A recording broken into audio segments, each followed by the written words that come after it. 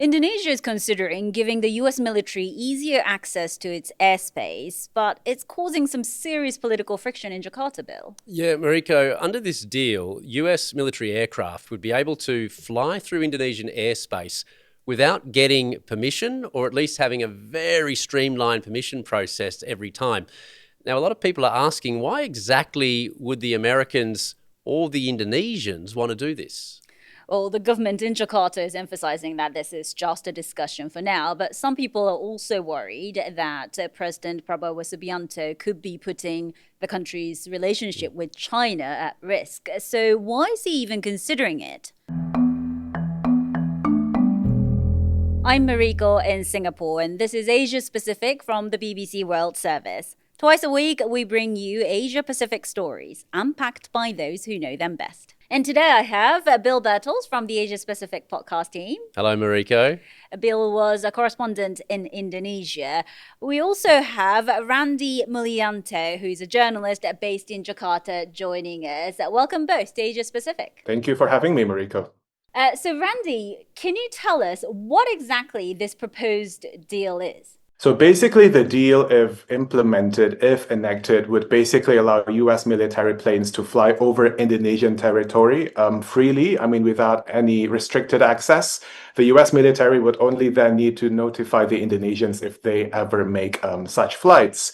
But so far, the Foreign Ministry spokesperson, Madam Yvonne Mewengkang, said in a press briefing on Thursday that the proposal was actually still under internal discussion by the Indonesian government. She also said the mechanisms and other details, would need careful study, and the country's defense and foreign ministries are still discussing this proposal closely. So to end it up, basically, the spokesperson also said that the deal is not yet final and it's not be taken as a fixed confirmed policy so far.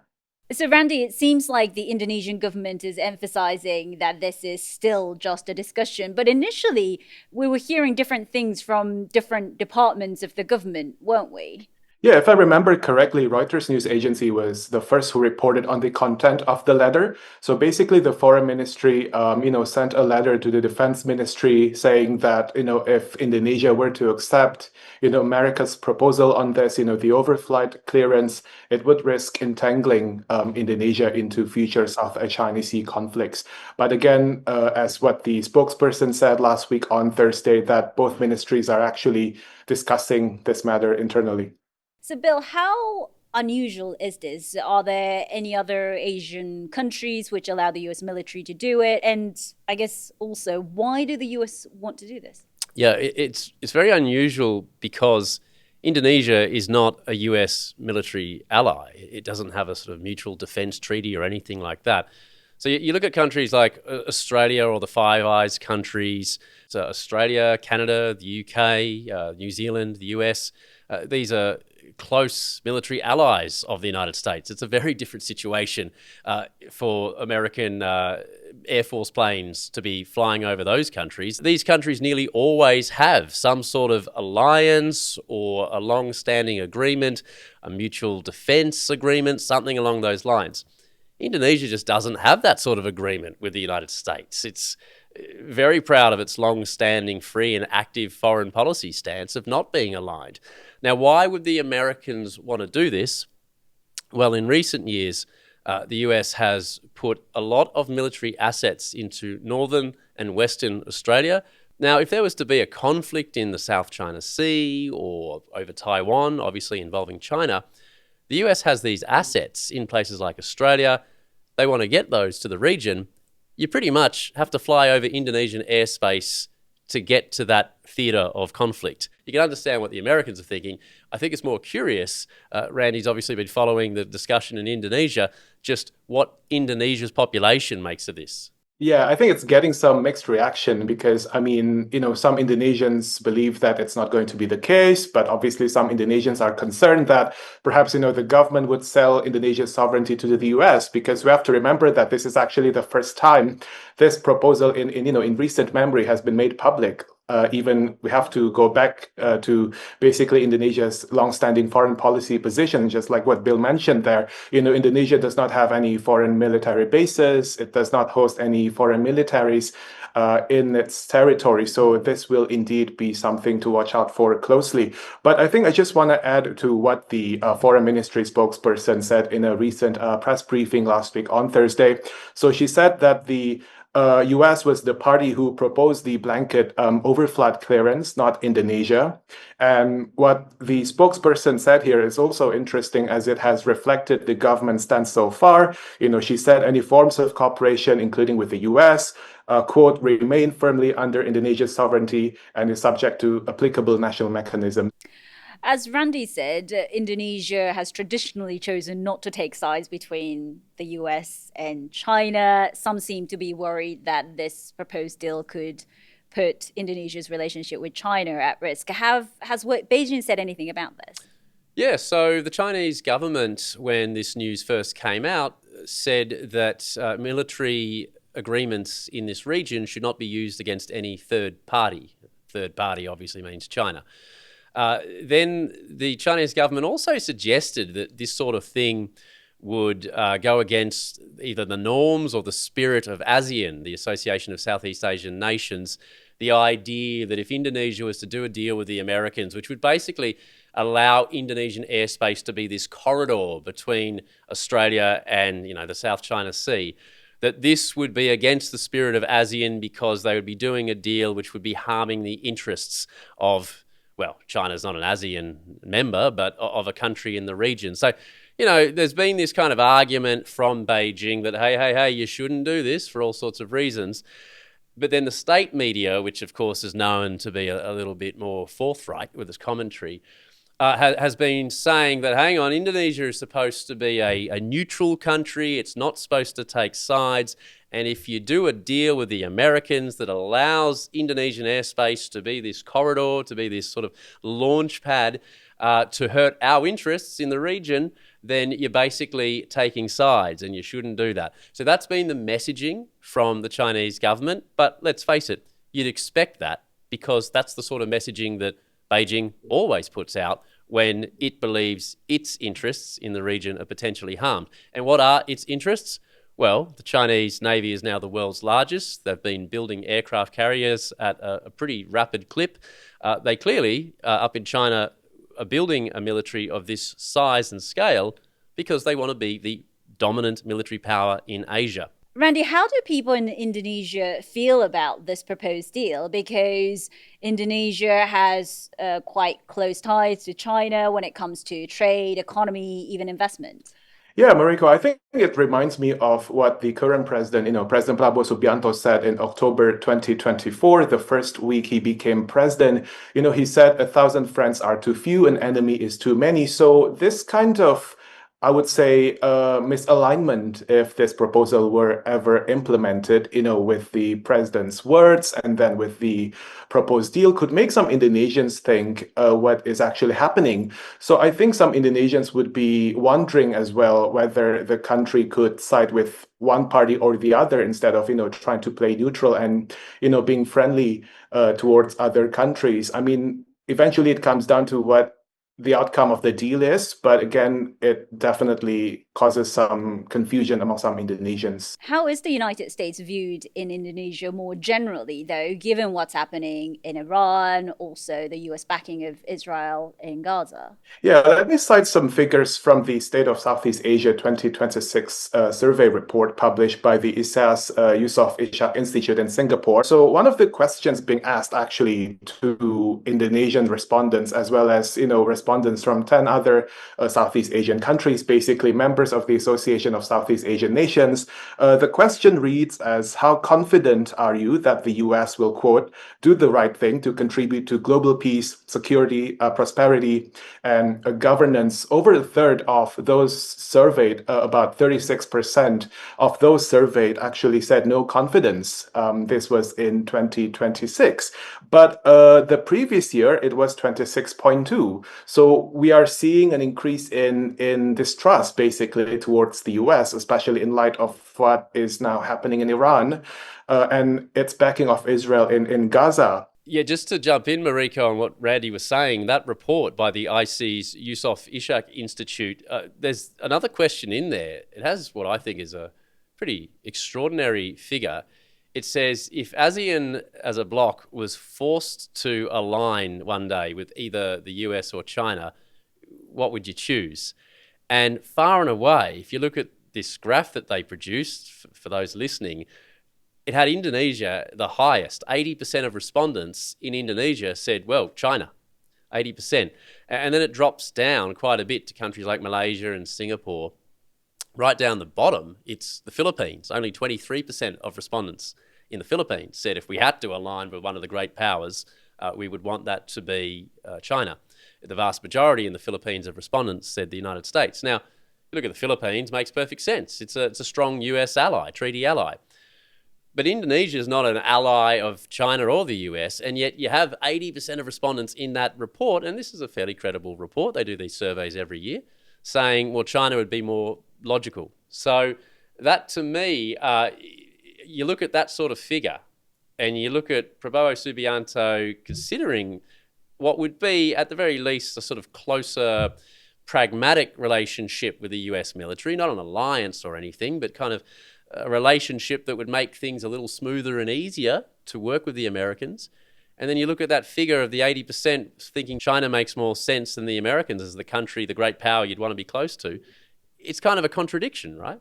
What do you think, Randy? What would the president get out of this proposed deal if he was to go ahead with it? Yeah, I think, but if we are talking about the current situation, it's kind of premature to conclude that Indonesia is siding only with either the US or China. Again, we have to wait for the outcome of the discussions between the two sides. But I think one thing that the current president and his government could do here, perhaps his administration could reiterate the government stance, more explicitly, making a direct statement instead of allowing people to imply or basically make what the president's has said so far, that Indonesia has not sided and will not side with any bloc, and it's open to partnering with other countries that serve its interest. Bill, you mentioned the Philippines, and the US has been quite active in Asia in recent years, the Philippines, Australia, Japan, and so on. Yeah, oh, totally. I mean, as we speak, you've got the annual Balikatan military exercises going on in the Philippines, 17,000 troops taking part. Now, a lot of those are Philippines and US troops, but you've got Australian forces there. For the first time this year, you've got Japanese combat forces there from the self-defense forces actively taking part in these drills. So I guess you have to take a step back and say, well, it's not like Indonesian troops take part in these American-led exercises. Indonesia is there as an observer, as is half of Southeast Asia. But there are countries like the Philippines that very much go all in with the Americans. It feels to me like Prabowo Subianto in recent times, he's been pressing the flesh with world leaders from Vladimir Putin to Donald Trump and everybody in between. And, Randy can talk about this in a moment because I think it's fascinating. He was one of the first leaders to sign up to the Donald Trump-led Board of Peace initiative. There was talk of Indonesian peacekeepers being sent to Gaza. He really has been a bit more of a global statesman compared to previous Indonesian leaders.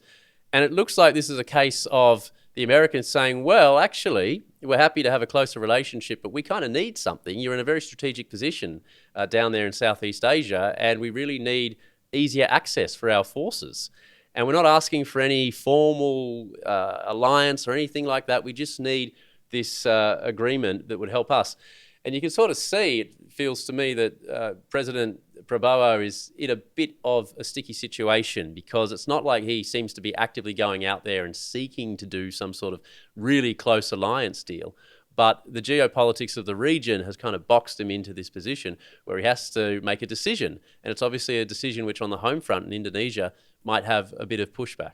So, Randy, Bill was just talking about President Prabowo meeting all sorts of state leaders, including President Putin of Russia. Do people in Indonesia care about all this international foreign policy stuff? Because there are quite a lot of domestic issues that the president has to tackle as well. Yeah, many Indonesians pay attention to foreign policy, although local issues are more significant. I mean, when it comes to foreign policy and how it ties to domestic issues, the ongoing war in Iran and beyond certainly affects the economy here. Just a few days ago, non-subsidized fuel, prices have gone up significantly. So this is how basically foreign policy is impacting Indonesia's everyday life. I think one example here is when Indonesia's foreign ministry and the government said they plan to join the Board of Peace. It has a $1 billion price tag to become a member. So a lot of Indonesians are concerned because that amount of money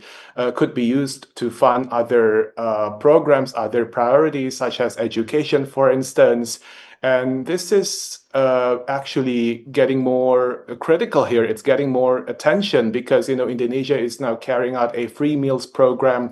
The government of President Prabowo Subianto wants to feed millions of Indonesians, especially it earmarked such a huge money to get this project done.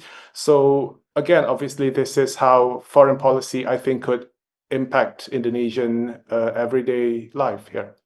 Randy, I've heard that Prabowo Subianto has had to come out and basically deny that Indonesia's government will pay $1 billion to join the Board of Peace. What's the latest on that? Yeah, that's right. So the foreign ministry so far has said that the discussion pertaining to the BOP or the Board of Peace has been put on hold because of the rising tensions in the Middle East. So the government wants to prioritize the safety of Indonesian citizens living in the region first.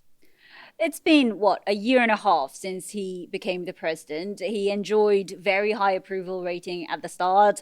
And we were looking at various opinion polls. It seems like he's still pretty popular, like 80% approval rating. So given this latest proposed deal with the US military, could this actually affect his popularity, do you think, Randy? I mean, Indonesians, from the way I see it, are more concerned over domestic matters. So, I mean, as long as the government could prioritize domestic matters, I mean, his approval rating could stay the same. I mean, if we refer to those opinion polls.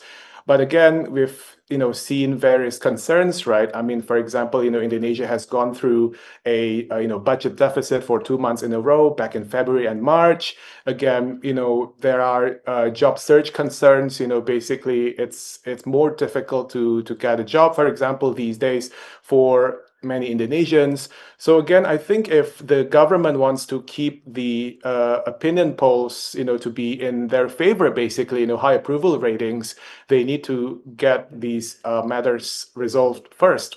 Despite all those domestic challenges that you mentioned, Randy, the president has been making many, many overseas trips. How is that seen by locals? We have to take into account that President Prabowo Subianto has not completed his 2 years in office. It's almost, say, a year and a half now, around a year and a half now into his presidency. For a lot of Indonesians, I mean, the concern is not the kinds of countries, the countries that he goes to, but it's more about the frequency and intensity, because some Indonesians actually might see that the president is not as, does not as prioritize as much as domestic concerns as what he is needed to be focused on, Mariko. So I think that's the concern here. So we'll wait to find out what the Indonesian government decides on this possible deal with the US military. Randy and Bill, thank you for joining me on Asia Pacific. Thank you, Mariko. Thank you, Mariko. You've been watching Asia Pacific from the BBC World Service with me, Mariko Ooi, in Singapore. If you have any questions or thoughts on what we covered in this episode or any other stories from the region, please leave us a comment below. You can also get in touch with us on email, asiapacific@bbc.co.uk, and click like and subscribe so you never miss an episode. See you next time.